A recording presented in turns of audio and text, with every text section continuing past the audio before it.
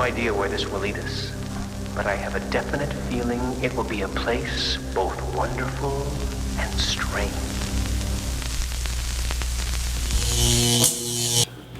Welcome back to Investigating Twin Peaks. I'm JD. And I'm Garon. I'm Tim. We just finished watching episode 4, which is the 5th episode, and this one's alternate title is The One-Armed Man, which is an allusion to The Fugitive, of course. This episode was written by Robert Ingalls, who goes on to write 10 more episodes of the series and also co-wrote the movie Twin Peaks Fire Walk with Me with David Lynch. And it is directed by Tim Hunter, who previously directed The River's Edge, which I've heard is a great movie. Dennis Hopper. That is a good movie. Yeah. And he went to film school with David Lynch. That's how they knew each other. So, gentlemen, when we finished the episode, both of you were like, what? That's it? It's over? Yeah, it was so sweet. It was a light and brief episode, it seemed. Yeah, it really did feel like about 15 minutes long. Yeah. Yeah, I was actually, it was another one of those episodes where, and I kind of noticed now with this one is, you have an episode where it's like, oh my god, that seemed like it was a long episode. I mean, I wasn't like, it was too much, but it's like, oh, it's the previous ones. There's previous ones where it's like that. And then you have the one right after it seems, that was it. And then you have the next one where it's like, oh no, that was a long episode. I felt it. And then you have the next episode, it's like, wait, what are you doing?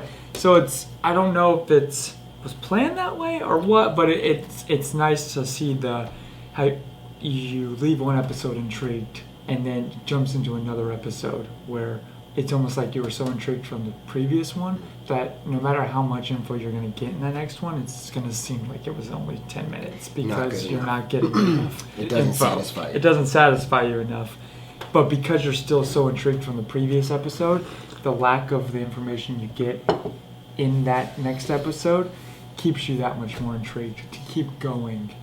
And I'm not saying like this episode wasn't intriguing or didn't give you enough information, because there was a lot of information still. But I think Tim's the same way, is where at the end of it we had like 2 pages of notes a few episodes ago. It felt other a little episodes. bit like they were treading water. And then you're like, okay, I have like, a few notes. And I'm like, Yeah. Nothing compared to the previous episode. nothing compared to This is a previous picture of Ethan Cooper riding a minor bird. ones. Yeah. Yeah, it's interesting that you guys both say that, and I think it makes me realize this is about when, in the series, the first time I saw it, where I started to really binge watch it. And I think it is like that. I never really thought of it that way, but there's one episode that feels dense, and at a certain point, the episode's not done yet, but you feel satisfied enough to be like, oh, I think I'm going to turn it off after this episode. Yeah. And then there's another episode where as soon as it's finished, I'm just going to press play. Very different. And I Great do log lady feel intro, like, though. Great log lady intro. We'll talk about that in a second. I do feel like there is a certain side-by-side that they do where there is an episode that is dense and feels a bit slower, and then the next episode just you blink and it's over, and then the following one feels a bit denser, and then blink and it's gone. I don't know if that really keeps up like that, one and one, Yeah. but I do remember feeling that there are certain episodes like that throughout. Again, we've mentioned it in previous episodes that we're watching our series. We're fortunate enough that with the Missing Pieces Blu-ray, they have the Log Lady intros, and they're really lovely to watch. Lynch filmed them, and you can find them all on YouTube and watch them there if you don't have that Blu-ray. And you should seek them out and watch them because they're cool. This one... What was this about at the beginning of this? Something about laughter in a mirror. Oh. Oh, yeah. Yeah, I can't comment on it because yeah, the duality and what you see in a reflection in mirrors and what is there and not there, it really does play with the series' fascination with duality. And there's a little bit of talk Does it tie in, without spoiling anything, does it tie into the domino? The domino is sort of a reflective image. Yeah, the domino. I never tied it in with that, but I'm sure some people may have different point of views on that. In this one, there's a domino that is shown. Yeah, Norma, the owner of the Double R Diner, her husband is in jail, Hank, and we were talking in the last episode about in an otherwise mundane environment, one thing can seem is out of place. And even if that object or thing is mundane within itself, can take on like an ominous tone or something like that. And in his hearing, he's got this domino, and there's something, I don't know, dangerous about it. Like, it's shot, this director, Tim Hunter, went to school with Lynch, and he's the only director that they allowed to do, what is that? They call it, when a frame is slightly off kilter, there's a certain name for it. I wish I remember. Yeah, no, I can't remember. You see, some directors really overuse it, and it's terribly distracting. Others use it in the way that it's supposed to be used when something when the character themselves feel off kilter, and something in their life throws them for a loop or something. It's just a way, if you do it correctly, to make the audience themselves feel a little bit what the character is feeling in that moment. I'm not a fan of, I prefer widescreen, that frame, compared to the 3x4 frame of a television. This series was done 3x4, and I think this is the only show that I can really think of that within that 3x4 frame, they're still able to make it look cinematic and beautiful and interesting to look at in a way that other shows just aren't really capable of. Yeah, I'd say that probably the strongest thing of this episode was the different shots. There were some really fun, kind of inventive shots of this one. There was a nice kind of like over-the-shoulder shot that had a nice emphasis on the foreground and the background. We were kind of noticing that as the episode went on. Yeah, Tim Hunter must have used a different frame, a different lens, so he could accomplish certain shots where somebody's right up front in crisp focus. Yeah, but the background is also in... Yeah, it's really gorgeous. It's interesting, directors in a television show, they do not have the power that directors in films do. Really. Unless it's HBO. Unless it's HBO. But even then, it's really the writers that are the kind of overseers of television. Oftentimes you'll get a director that is also a writer or co-creator of a series, but the directors, more often than not, they come in and do a few episodes, but it's the writer's room that drive and control where a series is going. Oftentimes that has to do with the fact that the actors, they know their characters, they've lived with them for seasons at times, and the director comes in and only does a couple episodes or one episode. He's not really going to tell the actors, well, try it this way, Because they already know. They know what they're doing. It's directors for television. There's two kind of directors. Directors that really just kind of focus on setting up the shot, frame it, and then other directors really work with the actors and let the cinematographer set the shots up and stuff like that. Tim Hunter, I felt like he seemed to really pay particular attention, and I think this is the first director so far, other than Lynch, that has challenged Lynch's concept of the show and look of the show. Not in I guess challenge isn't the right word, but added to it. Yeah. Complimented it. Complimented it. Because it still had the same viewpoints. Yeah, feeling, mood and stuff of it, to where it didn't take you out of it and be like, this is a different show, but added to it to being like, oh, these are thoughtful shots. Yeah. Best film use of a llama also in this episode. Oh, yeah.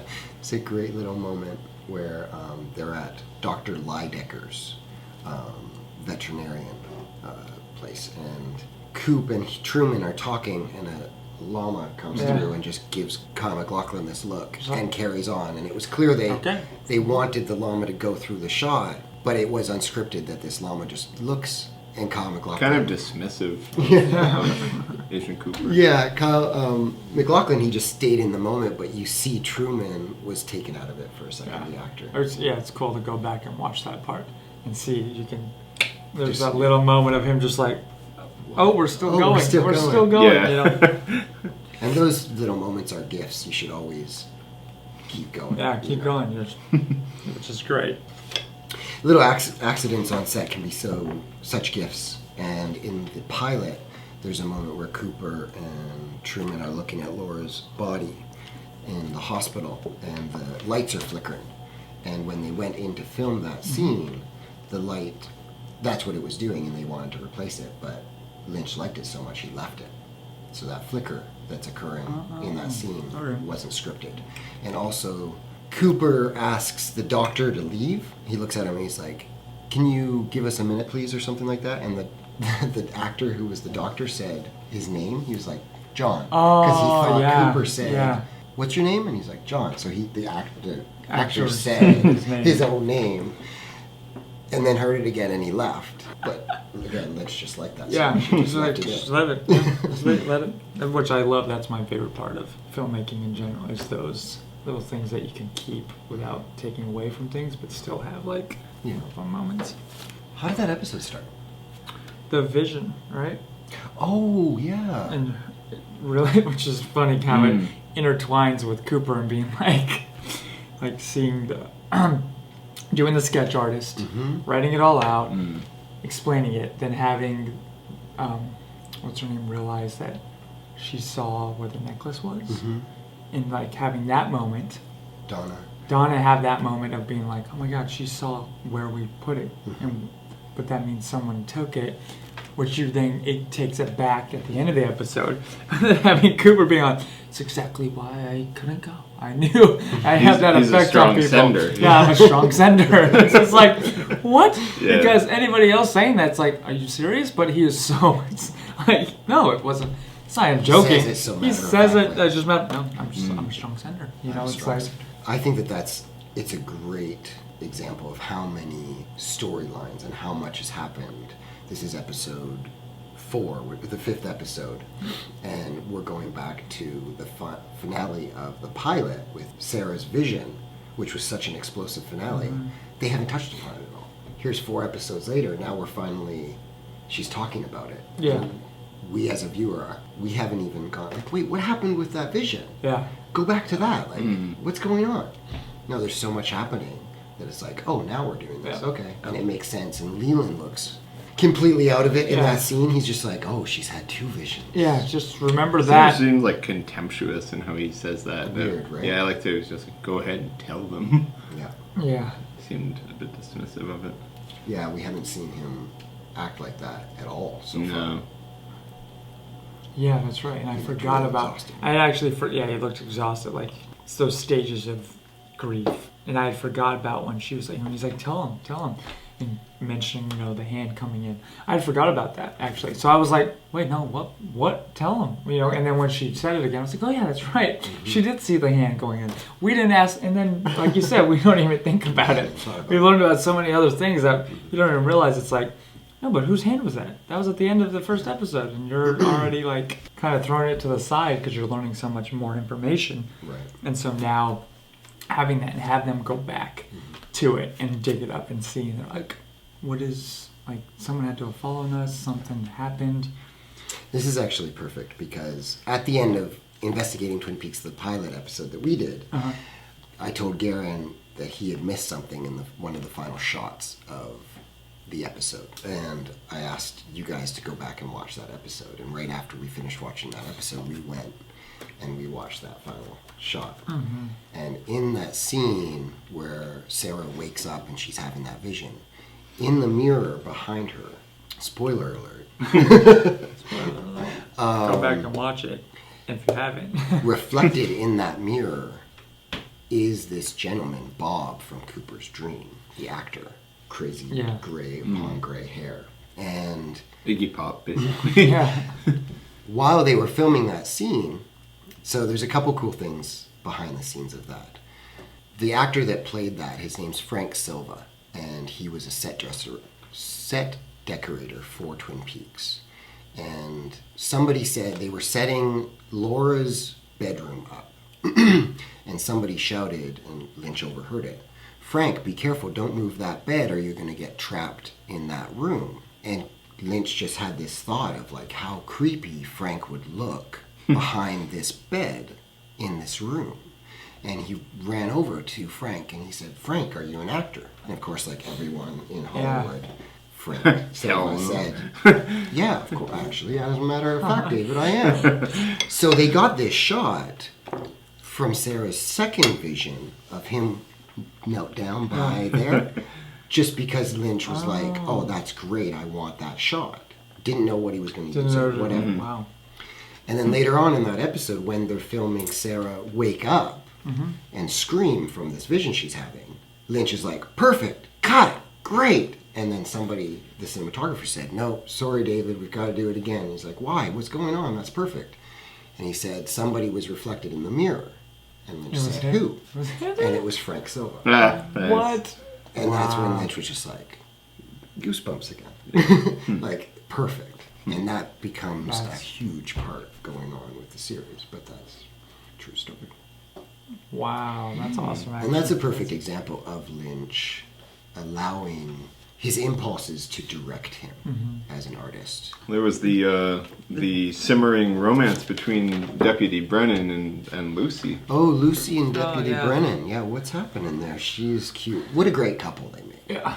Like, I think the actor who plays Deputy Brennan, they're starting to write for his strengths, I think, as an actor. His character is becoming more and more suited to the actor's style.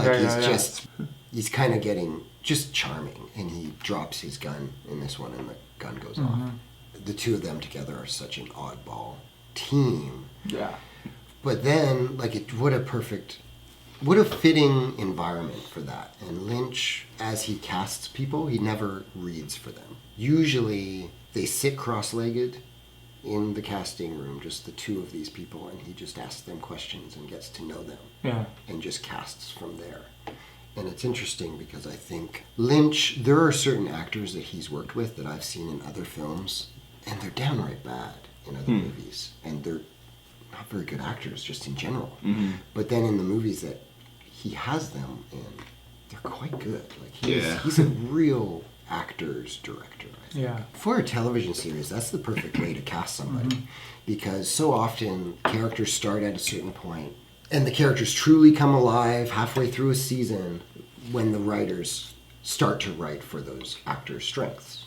To sit and have a conversation with somebody, you recognize their strengths. Yeah. And you write the character for them right from the start. So the pilot clearly was written. Maybe some rewrites happened. When you know an actor, straight from the episode after the pilot, you can immediately start doing changes and work those characters towards those actors. Yeah, it's why like virtually every series, the second season's the best. Or the second and third seasons That's are the usually best. when, regardless of like what season's best, I see that being when you see behind the scenes stuff, when actors are always saying, "Oh, this is finally when, you know, me, myself, and my character met it's where each they other, get comfortable and but not complacent. It's like where I found myself in this character and this character in me, instead of trying to just be this character. Here in this situation, it seems like they came into the parts as themselves, and they're finding more about themselves as a person, and then in that are able to dive deeper into these characters. So it's like these are those people, you know. Yeah, I would agree with that. So the domino part, when I came up the second time around, I was like, okay, W2F, what is going on here? Because it came up, it was so like zoomed up on in the court scene. It almost seemed like, I don't know, like a villain, or like people have their ticks. People have, you know, like Two-Face has his coin, you know, that kind of thing, to where it's like, it's those things when people are trying to get over certain things. They have their, you know, you'll have your chip, or you'll have your, you know, your dice you'll play with, kind of thing, and then you have him send that picture of the domino. And this guy, Hank, who's in jail for manslaughter, that he explains, it sounds like a car goes out of control, and there's this bum that nobody would miss, dies, and in the process almost destroys his life, and enormous. What's he doing? This, and also Ben Horn mentions to Leo, Hank said you were so and so. So whatever Hank was doing was involved with Ben Horn. Yeah, said you were great. Said you were the real deal. What or something like that. What is Hank doing? Getting in touch with Josie? You guys have any thoughts on that? Hank, get in touch with Nothing Josie. savory. Nothing savory at all. No. Yeah, I mean, it's so much information to like put together. Like you even just now bring that up now. It's like, oh yeah, that does make sense because Mr. Horn getting in, talking to him, so they're all intertwined, and then having him get a hold of Josie. Almost every scene with Josie, as much as I love watching them, is like it feels like a red herring. Like every time, it feels like a misdirection of some sort. The previous episodes, each episode felt like each scene had its own weight. Where this one, I felt like each scene, a bit of the weight was missing. I felt like each scene was just like, almost so much was happening, you couldn't even really settle within each scene until you were on to the next one. It's like it was trying to... It was almost just like checking in a bit. It was trying to work with it was like using the credit that the previous episodes had built, and it worked in some scenes and didn't work in others. And it's interesting to think about, and I think this first season, there's only 7 episodes. Yeah. So we're 2 episodes away from the finale. So this episode did feel like a bit of, like previously on Twin Peaks, like catch-up episode before they hit you with, we've only got 2 more episodes to go, and then we're wrapping this up. And the phenomenon of Twin Peaks had really started to hit, and people were buzzing. So I'm sure that they were planning something special for the finale, and this episode it felt like almost like a clip episode, like yeah. Here's something, get you, if you just are joining us kind of thing, here's everything. Keep people still intrigued for, give you little snippets here and there. Because like even like Leo being right there by the river and having that to where he, killed the guy. He killed Bernard, who was the guy in the book house. Yeah. He's like, oh, that guy's gone, okay. Yeah, boom, he's out. You have him wrapped up right there, and it shows the river. What was he wrapped in? Wasn't he wrapped in all that same he was wrapped in the same thing. Interesting. Like I was looking at it, I was like, why is he wrapped in all the same thing? And that's when it kind of threw me off. It's like, okay, now we're getting at the end. And I'm like, why is this show trying to throw me for different loops? Because just when I was always thinking, okay, that's not the one who killed. There's no way. He's the red herring. There's no way he's There's the no killer. way. There's no way. But then that scene is what like threw up the big red flag of being like, wait, there's the river, he just killed the guy, and what is he's wrapped in everything that wrapped in plastic. He's perfectly, it's just like, it's like if you were flashback to 5 episodes prior, Bernard's not going to get his own series. Yeah, exactly. Nobody cares to kill Bernard. And you're like, oh, it's gonna. But again, is it a red herring? Are the writers smart enough to be like, okay, we're throwing this here. Yeah. These are details, like you just said. It's by the river. Dead body wrapped in plastic. Here's Leo, who's been this red herring so much so that I've dismissed him as a killer. They did it subtly enough to not bring attention to it? Or are they clever enough to be like, oh, because we didn't really focus on the wrapped in plastic and the river and these things, are they thinking, shit, like, did they just give it away? Or are they clever enough to be like, oh, we're going to make them work for it a bit? It's almost like, it's too much to think of, like, the reason everybody's involved now, and has been involved, but they found that chip inside of her. The chip from One-Eyed Jacks. For One-Eyed Jacks, which we know. What's that doing in her belly? Yeah, what's that doing in her Packard belly? has the same chip during their motel rendezvous. Yeah, so that's why it's like, something thinks like, did Leo do it, or was he just a cleanup guy? If something happened, because now it's getting down to the Horn now it's getting down to the nitty gritty where it's like somebody did this. She had sex with 3 different people that night. Who knows? And not to be weird, but who knows if she was even alive when one of those happened? That's when it gets even more crazy. This is Twin Peaks, so you don't know like who. I mean, her arm went back a few times. So who knows? And it's starting to feel like, we as an audience now, they're giving us more information than they're giving Cooper and Truman. Yeah. So there's a lot of pieces there, a lot to think about. And it doesn't feel like it's not going to go anywhere. It all feels very precisely plotted. It does feel like we are being given pieces of this puzzle that will fit together.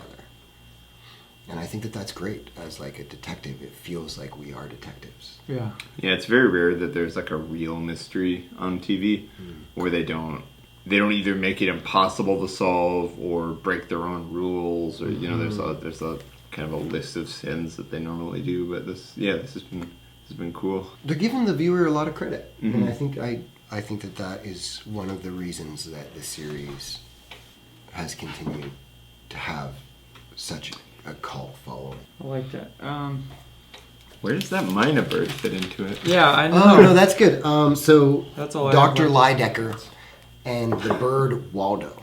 Again, Laura, this 1944 film noir. Waldo? There is a doctor in that. Waldo Lydecker is the doctor in that, and I believe, well, I won't say that because it's a spoiler, but that's a character in Laura. So again, watch that 1944 film noir. It's excellent. Cheryl Lee, I'm super glad that she is playing Maddie. Yeah. Because I think that she's a great actress and so amazing in the movie Fire Walk With Me. But she's got this silky voice that is so pleasant to listen to. You mentioned Wild at Heart in the last episode. She plays the good queen at the end. Okay. Yeah. Oh yeah. Yeah. And her voice is so pleasant. She's Lynch again, cast her in that, and listening, like you could just fall asleep to that voice, and she is very good. And Lynch called her up after the pilot, and she had moved and said, are you open to coming back to the series? And she thought, my character's dead. I'm just this dead body. I won't be in it. What's going on? And he's like, I'll figure it out. Her voice is like, as you say, is like very calm and like gives you that sense of peacefulness. But the fact that she is, but she looks so much like, she is her. But the fact that she looks like her is just like eerie.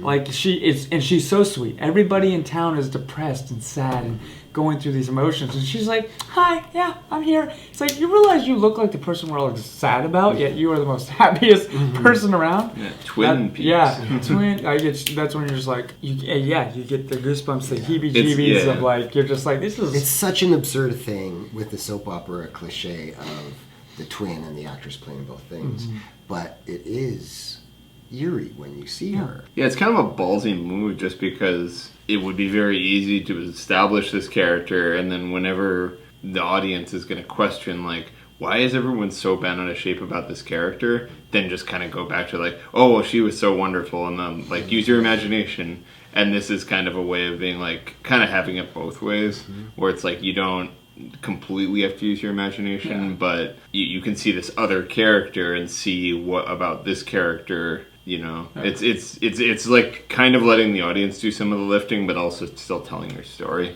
Yeah, I really again, like it. I think it's excellent, and I think again it's the duality where Laura was presenting something this way.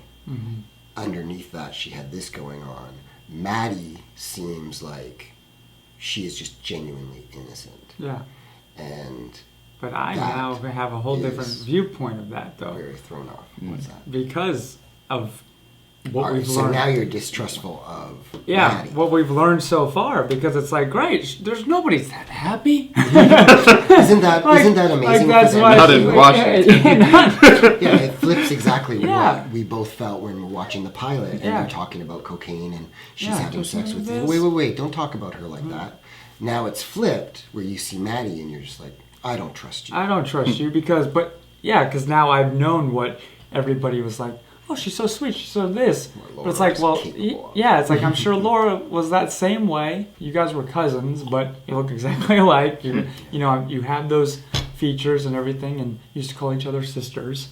And so it's like, what are you hiding? What is something that you Yeah, we have Jacoby at the beginning of this doing his magic tricks, which is really fun. And Howleys. he talks about Laura's addiction to cocaine and how she was using it for medication. And I think that that is so amazing. You know, so many addicts are using things as an escape. Yeah. And there's a way to take this trait of Laura's that you're potentially uncomfortable with, her use of cocaine, and justifying it in a way where you can still